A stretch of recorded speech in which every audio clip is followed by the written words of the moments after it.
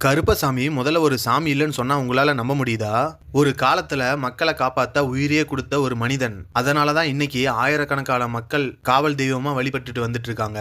அந்த பயங்கரமான உண்மை கதையை தான் இந்த வீடியோல நம்ம பார்க்க போறோம். ஒரு கிராமத்தை காப்பாத்த ஒரு மனிதன் தன்னோட உயிரையே தாகமா பண்ணியிருக்கு. பல வருஷங்களுக்கு அப்புறம் அந்த மனுஷனை மக்கள் சாமியா வழிபட ஆரம்பிச்சிருக்காங்க. அவங்க தான் கருப்பசாமி. தமிழ்நாட்டில் ஆயிரக்கணக்கான இடங்கள்ல கருப்பசாமி கோயில் இருக்கு. ஆனா கருப்பசாமி யார், எப்படி ஒரு மனிதன், எப்படி அவர் தெய்வமா மாறினார், இந்த வீடியோல ஃபுல்லா நம்ம பார்க்கலாம். பல நாட்களுக்கு முன்னாடி தமிழ்நாட்டு கிராமத்து வாழ்க்கை இப்ப இருக்க மாதிரி இருக்காது.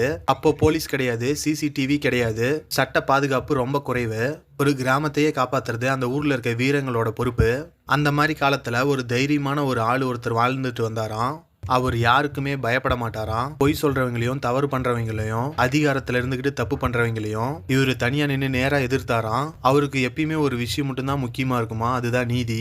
அந்த நாட்கள்ல கிராமத்துல திருடங்கள் வந்து நைட்ல திருடுவது இயல்பான விஷயமா மாறிட்டு இருந்திருக்கு. அப்போ இரவு நேரத்துல பெண்கள் வெளியே வர்றதுக்கே ரொம்ப பயப்படுவாங்களாம். அப்போ இந்த வீரன் கையில அருவாளோட தனியா காவல் காப்பாராம். குதிரை மேல ஊரையே சுத்தி சுத்தி பாப்பாராம். குதிரை மேல உட்காந்துக்கிட்டு ஊரையே சுத்தி சுத்தி காவல் காப்பாராம். அதனாலதான் இன்ன வரைக்கும் கருப்பசாமி சிலைகள்ல குதிரை ஒரு முக்கியமான ஒரு தெய்வமா இருக்கு. சில நாள் போக போக மக்கள் அவரை சாதாரண மனிதனா பார்க்கல. இவர் இருக்கிற வரைக்கும் நம்ம கிராமத்துக்கும் நம்ம மக்களுக்கும் எதுவும் ஆகாதுன்னு நம்ப ஆரம்பிச்சாங்க. ஆனா ஒரு நாள் நடந்த சம்பவம் தான் எல்லாத்தையுமே மாத்துச்சு. ஒரு பெரிய கொள்ளைக்கார கும்பல் அந்த கிராமத்தையே தாக்க வந்தாங்க. அந்த இரவு ரொம்ப மழை, சரியான இடி, கரண்ட்லாம் கட் ஆயிடுச்சு. மக்கள் எல்லாருமே வீட்டுக்குள்ள பயந்து இருந்தாங்க. அப்போ அந்த வீரன் கையில் அருவாளை எடுத்துக்கிட்டு நான் இருக்க வரைக்கும் இந்த ஊருக்கு எதுவுமே நடக்காது அப்படின்னு சொல்லிட்டு வெளியே போகிறாரு. அதுக்கப்புறம் வெளியே நடந்தது ஒரு பயங்கரமான போர். அவர் தனியாக நின்றுட்டு பல பேருக்கு எதிராக இவர் போராடுறாரு. அவர் மேலே நிறையா காயங்கள் பட்டாலும் அவர் பின்வாங்கவே இல்லை. கடைசி வர போராடி அந்த கொள்ளையர்கள்லாம் அடித்து ஓட விட்டார். ஆனால் அவர் உடம்புல பல காயங்கள் ஆனதுனால அவர் உயிரை காப்பாற்ற முடியல. அடுத்த நாள் காலையில் மக்கள் எல்லாருமே அவரை வச்சு அழுந்துகிட்டு இருக்காங்க. ஏன்னா நம்ம கிராமத்தையும் மக்களையும் காப்பாற்றின ஒரு வீரன் இப்போ உயிரோட இல்லை அப்படின்னு எல்லாம் ஆழ்ந்த சோகத்தில் இருக்காங்க.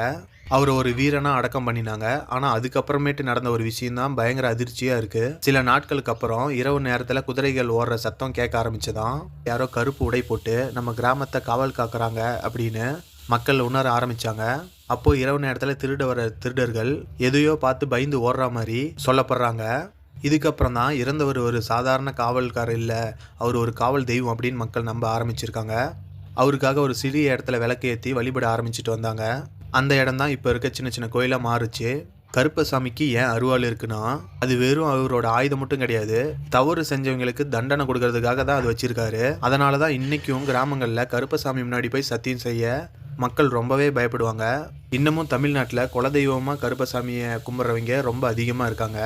முக்கியமாக மதுரை, தேனி, திண்டுக்கல், ராமநாதபுரம் பகுதிகளில் கருப்பசாமி வழிபாடு ரொம்ப சக்தி வாய்ந்ததாக பார்க்கப்படுதாங்க. சில கோயில்களில் இரவு நேரத்தில் பூஜை முக்கியமாக பண்ணுவாங்க. சில இடங்களில் சாமி அருள்வாக்கு சொல்வது, இது மாதிரி விஷயங்கள்லாம் நம்புகிறாங்க. இதெல்லாம் உண்மையா இல்லை சும்மாவா அப்படின்னு ஒவ்வொருத்தருக்கும் ஒவ்வொரு கருத்து இருக்கும். ஆனால் ஒரு விஷயம் மட்டும் உண்மையாக சொல்லணும்னா கருப்பசாமிங்கிற பெயர் மக்களோட மனசில் எப்பயுமே நீடிச்சுக்கிட்டு தான் இருக்கும். காவலுக்கும் தைரியத்துக்கும் எப்பவுமே ஒரு அடையாளமாக தான் இருக்கும். ஆனால் இரவு நேரத்தில் கருப்பசாமி கோயில் பக்கம் போகிறதுக்கு நிறைய மக்களுக்கு பயமாக இருக்கும். ஆனால் அவரை நம்பி இருக்கவங்களுக்கு அது ஒரு பாதுகாப்பாக தான் இருக்குது. இவரை பற்றி கதைகளில் எவ்வளோ உண்மை இருக்குன்ட்டு யாருக்குமே தெரியாது. ஆனால் நம்ம மக்களுக்காக நின்று ஒருத்தர் உயிரையே கொடுத்துருக்காரு. அவரை எப்பயுமே நம்ம மக்கள் யாரும் மறக்க மாட்டாங்க. அதனால தான் அவர் ஒரு மனிதனாக இருந்தாலும் ஆயிரக்கணக்கான மக்களால் இப்போ வழிபட்டுட்டு வந்துட்டு இருக்காங்க. இந்த கருப்பசாமி உண்மை கதை பற்றி நீங்கள் என்ன நினைக்கிறீங்க? உங்கள் கருத்தை கமெண்ட்டில் சொல்லுங்கள். இன்னும் இப்படிப்பட்ட உண்மையான மர்மமான கதைகளுக்கு நம்ம சேனலை சப்ஸ்கிரைப் பண்ணுங்கள்.